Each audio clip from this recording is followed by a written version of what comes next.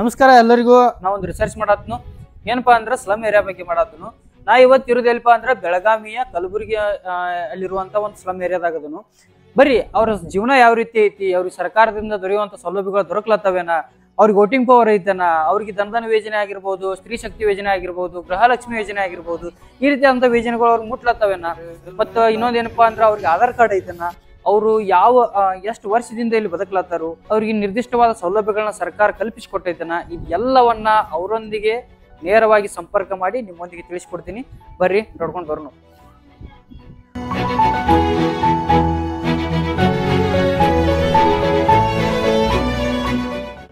ಒಬ್ಬನು ಬೇರೆ ಗೌಡ ಇದ್ದ, ಬೇರೆ ಗೌಡ ಕೂಡ ನಾವು ಮಾತಾಡಿದ್ರೇನೆ ಅವ್ರು ನೋಡಿ ಏನಂತಾದ್ರು, ಈ ಜಾಗ ನೀವೆಲ್ಲರೂ ಕಿತ್ರಿ ಕಾರಣ ನಾವ್ ಇಲ್ಲಿ ಗಾರ್ಡನ್ ಮಾಡ್ತೇವಿ ಅಂತ ನಮ್ ಜೋಪಡಿಗಳೆಲ್ಲ ವ್ಯವಸಾಯ ನೋಡ್ರಿ ಹಿಂಗೆಲ್ಲ ಆಗ್ತಾ ಕಿತ್ಕೊಡ್ಲತ್ತಾರ. ಈ ಜೋಪಡಿಗಳೆಲ್ಲ ಮನಿಗಿನಿ ಏನು ಮಾಡಿ ಕೊಟ್ಟಿಲ್ಲ. ಬಟ್ ನಿಮ್ದು ಈಗ ಆಧಾರ್ ಕಾರ್ಡ್ ಎಲ್ಲ ಇಲ್ಲಿದ್ವ ಅದಾವ. ನಿಮಗೆ ಸ್ವಂತ ಹೊಲ ಎಲ್ಲ ಮನಿ ಏನಿಲ್ಲ ನಾ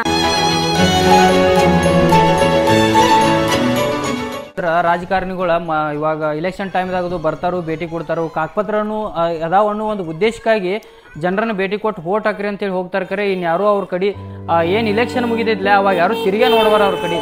ಇನ್ನೇನಪ್ಪ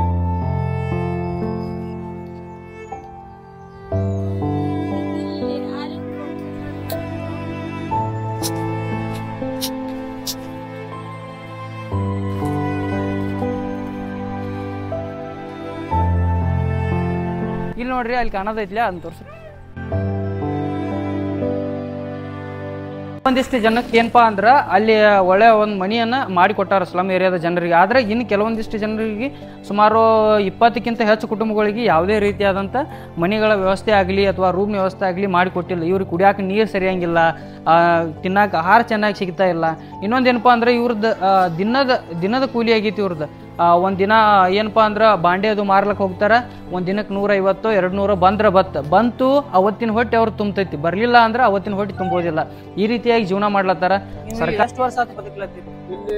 25 ವರ್ಷ. 25 ಹುಡುಗರಿಗೆಲ್ಲ ಶಿಕ್ಷಣ ಯೋಗ್ಯವಾಗಿ ಎಲ್ಲಾರು ಕೆಲವೊಂದು ಕೆಲಸ ಕತ್ತರು, ಕೆಲವೊಂದು ಕೆಲಸ. ಮತ್ತೆ ನೀವು ದಿನನಿತ್ಯಗೆ ಏನ್ ಮಾಡ್ಸಿರಿ? ನಾವು ವ್ಯಾಪಾರ ಉದ್ಯೋಗ ವ್ಯಾಪಾರ ಮಾಡ್ತಾರ. ಕೆಲವು ಮಂದಿ ಚಾಪಿ ಮಾರಕ್ ಹೋಗ್ತಾರ, ಟೇಷರ್ ಸಾಮಾನು ಮಾಡ್ತಾರ ಅಂತ ಎಲ್ಲ ಒಟ್ಟಿ ಜೀವನ ಯಾವ ವ್ಯಾಪಾರ ಮಾಡ್ತಾರ. ಈ ಗೋರ್ಮೆಂಟ್ ನೌಕರಸ್ಥರ ಗೌರ್ಮೆಂಟ್ ನೌಕರರು ಯಾರು ಇಲ್ಲ ಈ ಕಡೆ. ಯಾರಿಲ್ಲ. ನಮ್ಮ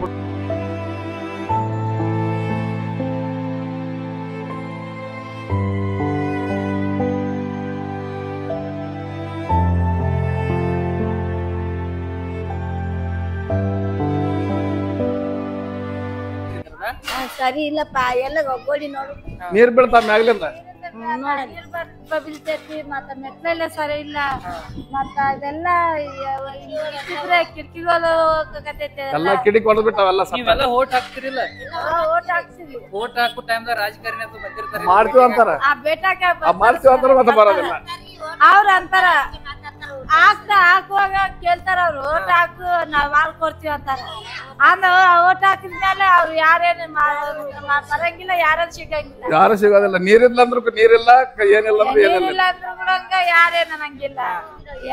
ಹಿಂಗ ಮಾಡ್ಕೊಂಡ್ ಜೀವನ ಮಾಡಕತ್ತೀವಿ. ವಾರಗೊಂದ್ಸಲ ನೀರ್ ಬರ್ತೈತಿ.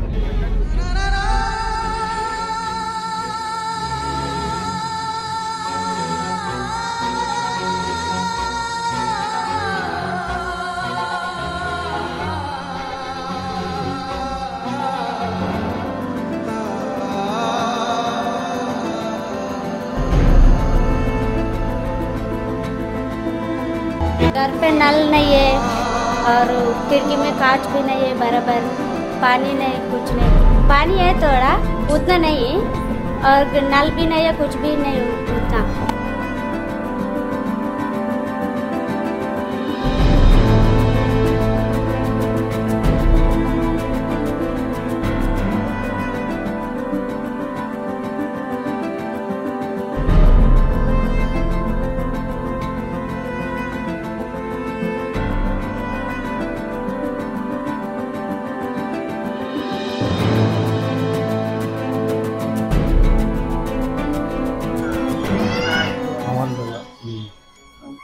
ಏನಾಯ್ತು ಒಂದ್ ಸ್ವಲ್ಪ ಐತೆ, ಒಂದ್ ಕಡೆ ಏನಿಲ್ಲ, ಎಲ್ಲ ಹೊಡೆದೊಡ್ದಾಗಿರ್ತವೆ ಈಗ ಎಲ್ಲ ಕಲ್ಲುಗಳಗ ಎಲ್ಲ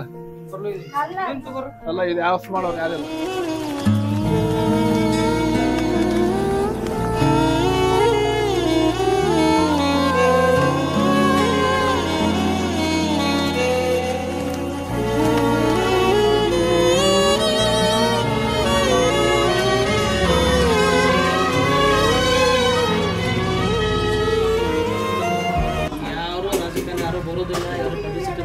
ನೀವು ಈ ಥರ ಮಾಡ್ರಿ ಅಂತ ಯಾರು ಹೇಳೋದಿಲ್ಲ. ಇಲ್ಲ ನಾವು ಖುದ್ದಾಗಿ ಯಾರು 4 ಮಂದಿ ಹೇಳಿ ನಾವು ಕೇಳೋದು, ನಾವು ಅನುಕೂಲ ನಾವು ಮಾಡಬೇಕು. ಇಲ್ಲಿ ಯಾರು ಕಾರ್ಪೊರೇಟರ್ ನಮ್ಮ ನೆಟ್ಟಿಗೆ ಬಂದು ಹೇಳೋದಿಲ್ಲ, ಯಾರು ಮಂತ್ರಿಗಳು ಬಂದು ಹೋಗಿಲ್ಲ. ಇಲ್ಲಿ ಯಾರು ನಾವಾಗಿ ನೋಡೋ ಸರ್ ಇಲ್ಲ ಸ್ವಚ್ಛ ಮಾಡ್ರಿ ಗಟ್ರ ಪ್ರೈಸ್ ಮಾಡ್ರಿ ಅಂದ್ರೆ ಹ್ಞೂ ಅಂತಾರು ಹೋಗ್ತಾವ್ರಷ್ಟೇ.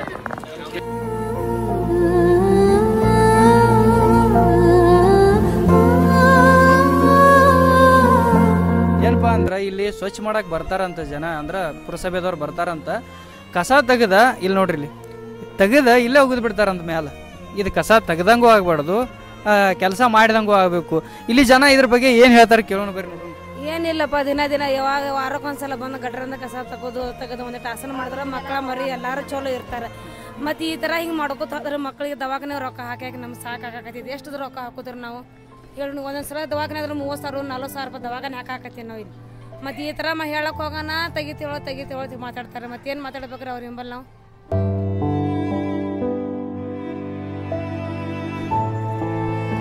ಸುಮಾರು 300ಕ್ಕೂ ಹೆಚ್ಚು ಫ್ಯಾಮಿಲಿಗಳು ಇಲ್ಲಿ ತಮ್ಮ ಜೀವನವನ್ನು ನಡೆಸ್ಯಾವ.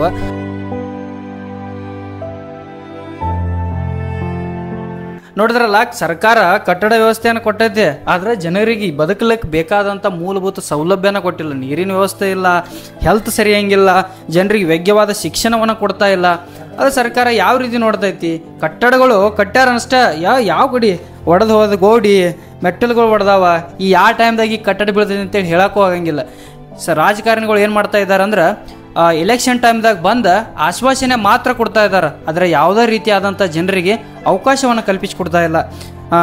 ಇಷ್ಟ ಈಗಿನ ಸ್ಲಮ್ ಜನರ ದುಸ್ಥಿತಿ ಯಾವ ರೀತಿಯಾಗಿ ನಡೆದೈತೆ ಅಂದ್ರೆ ಇದನ್ನ ನೀವ ಕಣ್ಣಾರೆ ನೋಡ್ಬೋದು. ಈಗ ದಿನದ ವ್ಯಾಪಾರ ದಿನಗೂಲಿ ಮತ್ತೆ ಇದು ಗೃಹಲಕ್ಷ್ಮಿ ಅದು ಬಂದದ್ದು ಬರಲ್ಲ, ಬರಂಗಿಲ್ಲ. ಇಲ್ಲ, ನಮ್ಮ ರೇಷನ್ ಕಾರ್ಡ್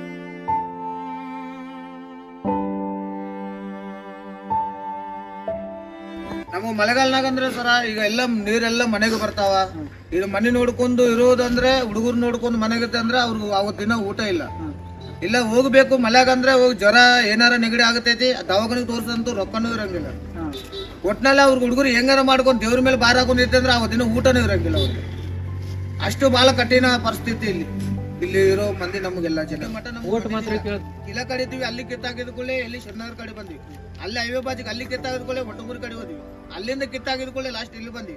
ಈಗ ಇಲ್ಲಿಂದ ಕಿತ್ತರೆ ಅಲ್ಲಿ ಹೋಗಿದ್ವಿ, ಮತ್ತೆ ಇಲ್ಲಿಂದ ಕಿತ್ತರೆ ಮತ್ತೆ ಎಲ್ಲಿ ಹೋಗೋದ ಇನ್ನೂ ಗೊತ್ತಿಲ್ಲ ನಮ್ಗೆ. ಹಿಂಗ ನಮ್ ಜೀವನ ಹಿಂಗ ಹೋಗ್ತಾ ಇರುತ್ತೆ.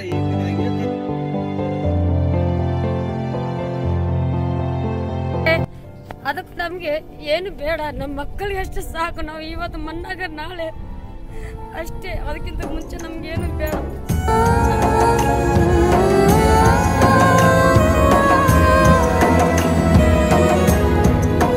ನಮ್ಮ ಮಕ್ಕಳು ಚೆನ್ನಾಗಿರೋ ಸಾಕು ನಮ್ಗಷ್ಟೇ. ನಮ್ ತಿನ್ನಕ್ಕೂ ಕೂಳಿದ್ರು ಪರವಾಗಿಲ್ಲ.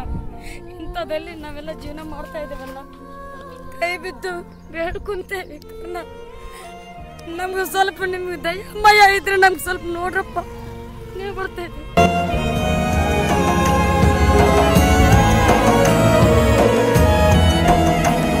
ಮನೆ ನೋಡಿದ್ರೆ ಮನೆ ಇದು ಮುರಿದು ಬಂದಿತ್ತು ಮನೆ ಮೇಲೆ. ಅದ್ರೊಳಗೆ ಹುಡುಗರು ಇದ್ರು. ಅಕಸ್ಮಾತ್ ಅವತ್ತು ಒಂದು ಕ್ಷಣ ಇದ್ದಿದ್ದಿಲ್ಲ ಅಲ್ಲಿ. ಇದ್ದಿದ್ರೆ ಆ ಹುಡುಗರು ಯಾರೋ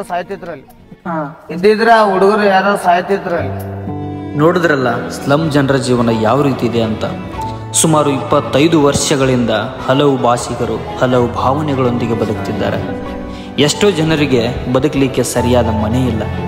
ಇನ್ನೆಷ್ಟೋ ಜನರಿಗೆ ಮನೆ ಇದ್ದರೂ ಕೂಡ ಆ ಕಟ್ಟಡಗಳು ಯಾವಾಗ ಬೀಳುತ್ತೋ ಅನ್ನೋದೇ ಗೊತ್ತಿಲ್ಲ. ದಿನದ ಕೂಲಿ, ದಿನದ ಊಟ, ಇಲ್ಲಿಯ ಆಧಾರ್ ಕಾರ್ಡ್, ಇಲ್ಲಿಯ ವೋಟಿಂಗ್ ಕಾರ್ಡ್, ಇಲ್ಲಿಯ ರೇಷನ್ ಕಾರ್ಡ್ ಹೊಂದಿದ್ರೂ ಸಹ ಅವು ಯಾವುವೂ ಸಹ ಉಪಯೋಗಕ್ಕೆ ಬರ್ತಾನೇ ಇಲ್ಲ. ರಾಜಕಾರಣಿಗಳ ಆಶ್ವಾಸನೆಯ ರವಿಕೆ, ನಿರುದ್ಯೋಗ, ಅನಕ್ಷರತೆ, ಅನಾರೋಗ್ಯ, ಬಡತನ ಹೀಗೆ ಹಲವಾರು ಕಷ್ಟಗಳನ್ನು ಎದುರಿಸಿ ಜೀವನವೇ ಬೇಡವೆನಿಸಿದರೂ ತಮ್ಮ ಮಕ್ಕಳ ಭವಿಷ್ಯಕ್ಕಾದರೂ ಸಹ ಶ್ರಮಿಸಿ ಸೋತಿರುವ ಇಂತಹ ಅದೆಷ್ಟೋ ಸ್ಲಂ ಜನರ ಜೀವನವನ್ನು ಸುಧಾರಿಸಬೇಕೆಂದು ಈ ಮೂಲಕ ಸರ್ಕಾರಕ್ಕೆ ವಿನಂತಿ ಮಾಡಿಕೊಳ್ಳುತ್ತೇನೆ.